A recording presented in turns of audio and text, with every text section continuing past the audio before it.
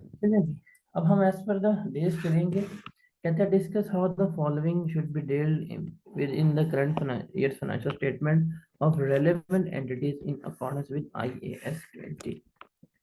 कहता है जी हमारे पास है Zero Limited received a government grant to set up a plant in an underdeveloped rural area 3 year ago। अब ये 7 नंबर का सवाल है, कैसे क्या मिला है, गवर्नमेंट ग्रांट मिली है क्या करने की, 3 years ago इसको सेटअप करने की।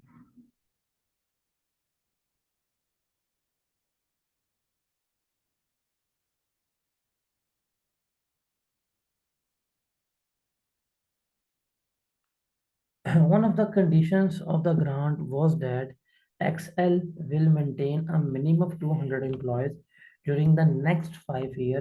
वो क्या करेगा, कम से कम 200 एम्प्लॉयज अपने पास रखेगा। However, due to worsening economic condition, लेकिन इकोनॉमिक कंडीशन खराब होने की वजह से Excel fail to maintain 200 employees, वो 200 एम्प्लॉयज नहीं मेंटेन कर पाएगा और ग्रांट जो है वो क्या हो जाएगी, रीपेबल हो जाएगी उसी वक्त, immediately. Excel has been presenting the grant in the statement of financial position but deducting the grant in arriving the carrying value of the plant। अब देखें इसको हमने कैसे डील करना है वो बताना है।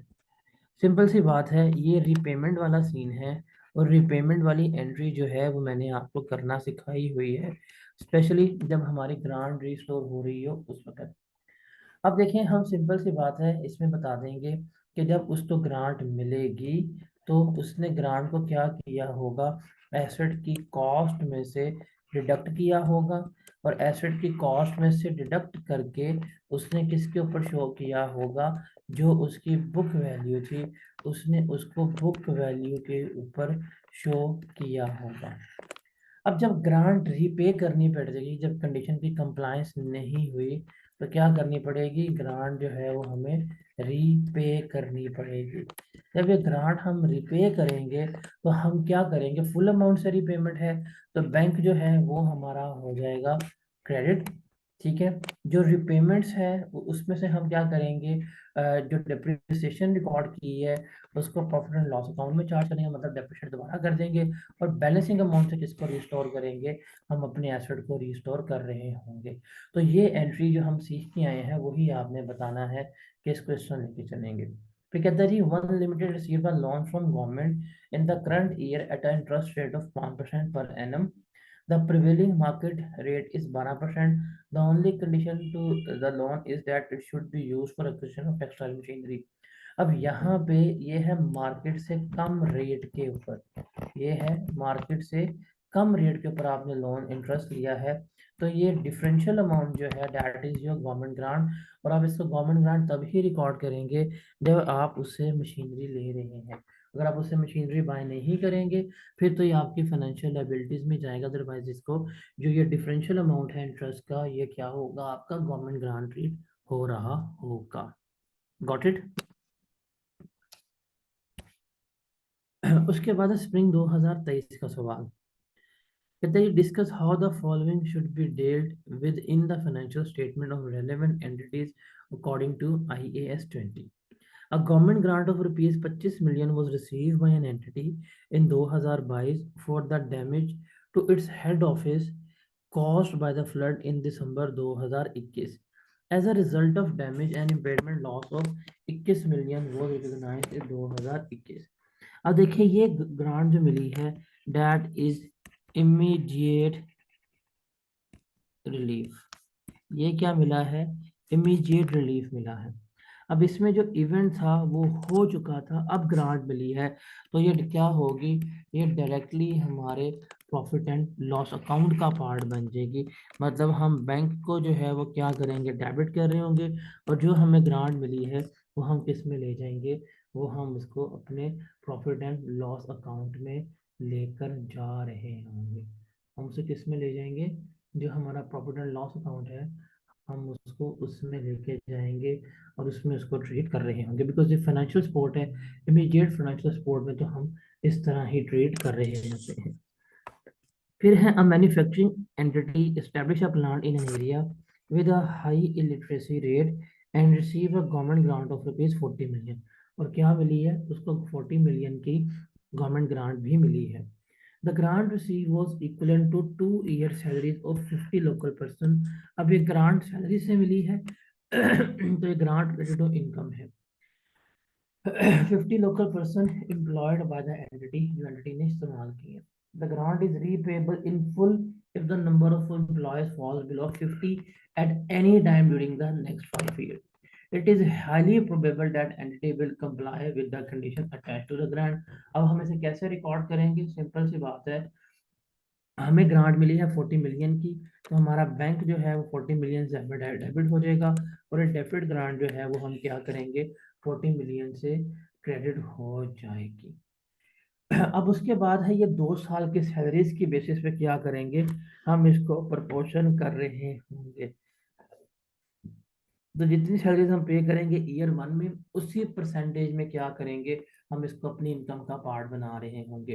जितनी हम सैलरीज पे करेंगे ईयर 2 में, उतनी ही प्रोपोर्शन में क्या करेंगे? हम इसे अपनी इनकम का पार्ट बना रहे होंगे, बिकॉज उसने कहा कंडीशन पूरी हो जाएंगी, हम इसको क्या करेंगे? अपनी इनकम का पार्ट कंसिडर कर लेंगे। उसके बाद है government build an alternative road to industrial zone in which an entities.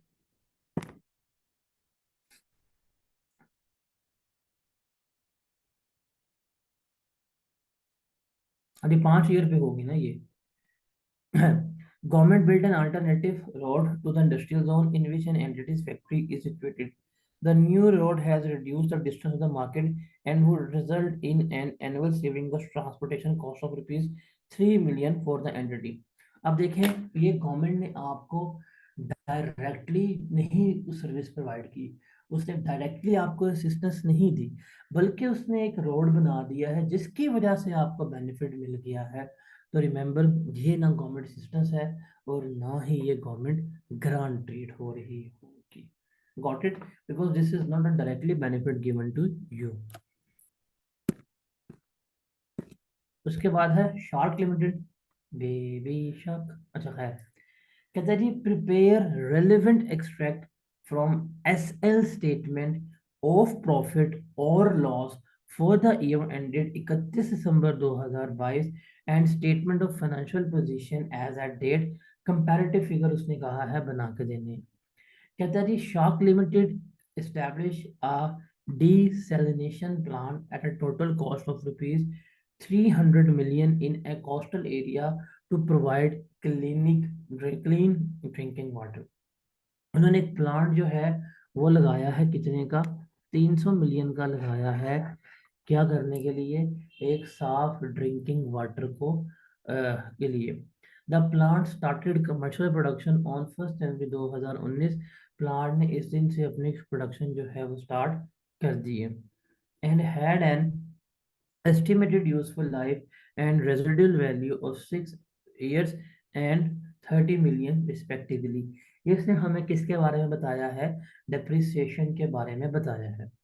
On 1 January 2020, SL received a government grant of rupees 160 million toward the cost of the plant। उसे 160 million की government grant मिली है। The sanction letter state that SL should also operate the plant for at least 300 days in each of the next 3 year के। एक तो grant दी है और कह दिया कि 300 दिन आपने चलाना है अगले 30 सालों के लिए। At inception, there was a reasonable assurance that condition of the grant shall be complied with। उनको लग रहा है पता, हाँ हम तो सारे कंडीशन जो हैं फुलफिल कर देंगे। SL recorded the grant as deferred income। और ये कैसे रिकॉर्ड कर रहे हैं ग्रांट को? एज अ डेफर्ड इनकम के तौर के ऊपर रिकॉर्ड कर रहे हैं। इन 2022 the plant was not operated for 120 days. Plant नहीं हो पाया। Owing to this, government issued a notice to SL for repayment of 100 million। Accordingly, the amount was repaid by SL immediately। इन्होंने पे भी कर दी। अब सिंपल सी बात है, आसान सवाल है। देखिए, जब आपको ग्रांट मिली थी, आपने इसको अदर इनकम का पार्ट बनाना था। तो ग्रांट मिली, आपने बैंक जो है वो डेबिट कर दिया था 160 से, और आपकी डेफर्ड ग्रांट जो है ये रिकॉर्ड हो गई 160 के ऊपर। ये आपने इसको रिकॉर्ड करना था। ठीक है। अब ग्रांट मिली है आपको 3 साल के लिए, तो हम इसको किसके ऊपर लेके चलेंगे? 3 साल के ऊपर जो है वो प्रोपोर्शनेट कर रहे होंगे। ठीक है, बिकॉज उसने कहा है कि आपने क्या करना है, अगले 3 साल तक इसको लेके चलना है। तो हम इसे क्या करेंगे, जो रेलेवेंट हमारे पास बेस होगी उसके ऊपर हम क्या कर रहे होंगे, इसको प्रोपोर्शनेट कर रहे होंगे। अब यहाँ पे एक प्रॉब्लम जो है वो रेज होती है, वो क्या है कि अब हमने जब इसको लेके चलना है यहाँ पे, तो देयर अ क्वेश्चन के हमारे पास यहाँ पे एसेट की लाइफ भी गिवन है, हमारे पास एसेट की लाइफ भी गिवन है, और हमारे पास ग्रांट की वैल्यू भी गिवन है कि इतने साल तक ग्रांट को हमने रिकॉर्ड करना है। तो बताएं हम किस बेसिस के ऊपर रिकॉर्ड करना चाहेंगे, हम एसेट के ऊपर लेके चलेंगे कि हम ग्रांट के उस वैल्यू के ऊपर जो है वो लेके चल रहे होंगे, तो बताएगा।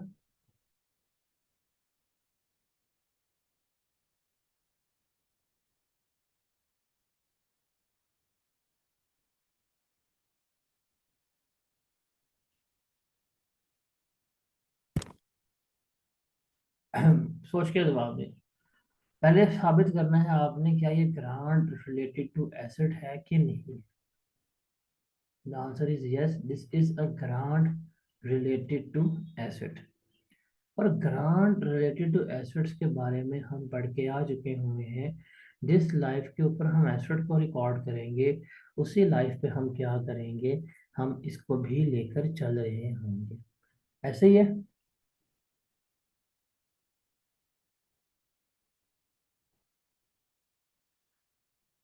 तो अब हम क्या करेंगे, हम इसको एसेट के लाइफ पे रिकॉर्ड करेंगे।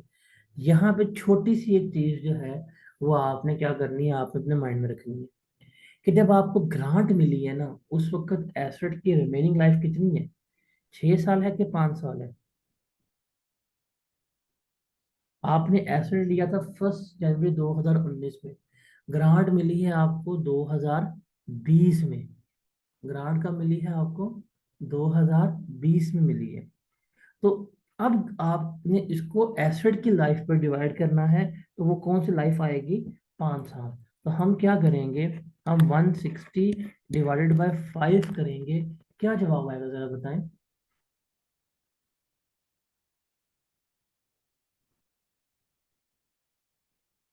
32, 32।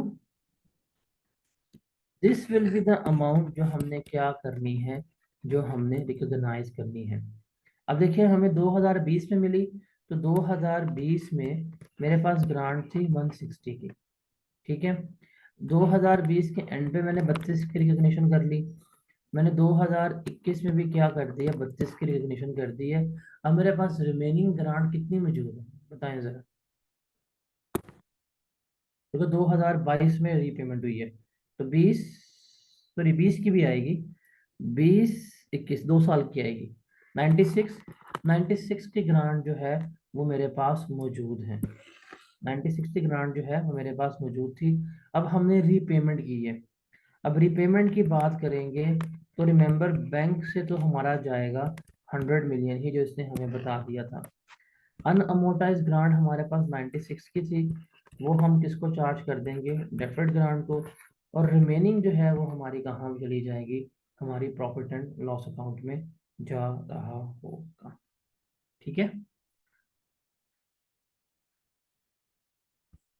तो ये हमारे पास सवाल था गवर्नमेंट ग्रांट से रिलेटेड। तो डे 3 का हमारा कंटेंट गवर्नमेंट ग्रांट और यही चीज़ें थी। अब हम चलते हैं डे 4 के ऊपर। डे 4 पे हमने जो करना था दैट वाज IS 23 के क्वेश्चंस करने थे, बोरिंग कॉस्ट के। तो इसको फिर हम कल ही रिज्यूम करते हैं। आप लोगों ने एक दफ़ा ना अपनी बोरिंग कॉस्ट जो है वो रिवाइज कर लेनी है। कल हम सेम टाइम के ऊपर बोरिंग कॉस्ट करेंगे, एंड सो ऑन, फिर डे 5 6 7 और ऑनवर्ड जो है वो हम मूव करते जाएंगे। ये चीज़ें हमने रिविजन्स में कर ली थी, पास्ट पेपर्स में तो करवा रहा हूँ ताकि ये सवाल कर ले, आपका पूरा जो है वो क्या हो जाएगा, रिकॉर्ड हो जाएगा। ठीक है,